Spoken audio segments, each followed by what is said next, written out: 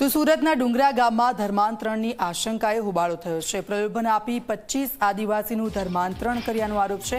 આદિવાસી સમાજની કિંમતી જમીન પણ પચાવી પડ્યાનો આરોપ છે। ગેરકાયદે પ્રવૃત્તિથી નારાજ હિન્દુ સંગઠનોએ નિંદા કરી છે। ધર્માંતરણ કરાવનાર શખ્સ સામે કાનૂની કાર્યવાહીની માંગ સુરત જિલ્લા કલેક્ટર અને એસપીને લોકોએ આવેદનપત્ર આપ્યું છે। કામરેજ મામલતદાર કચેરી ખાતે 11 મેના રોજ આવેદન આપવામાં આવ્યું।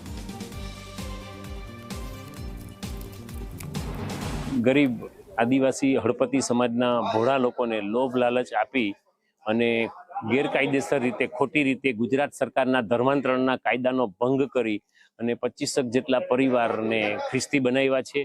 आ ख्रिस्ती बनाववानुं षड्यंत्र जे व्यक्ति अहींया आवीने चलावे छे ए आजुबाजुना गामोमां पण आवा प्रवृत्ति करी रह्यो छे।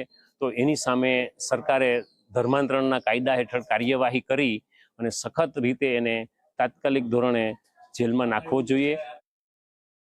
આજે જ્યારે આદિવાસી સમાજ માટે ધર્મ પરિવર્તનની જે મુહિમ ચાલે છે એના માટે બધા આદિવાસી સમાજ ભાઈઓને ભેગા કર્યા હતા અને જે આ મુહિમ ચાલે છે એને અહીંયાથી જ અમે સ્ટોપ કરાવવા માંગીએ છીએ, કેમ કે આનાથી આપણા અધિકાર અને હકનું ખનન થાય છે। આ માટે આપણા એસપી સાહેબ અને કલેક્ટરશ્રીને આવેદનપત્ર પર આપવામાં આવેલું છે। તો અમારી એક આદિવાસી સમાજની માંગણી છે કે આ લોકો પર જે આ કૃત્યમાં સામેલ છે એ લોકો પર કાયદેસર કાર્યવાહી થાય અને આ પ્રવૃત્તિ અહીંથી અટકી જાય એવી માંગણી કરીએ છીએ।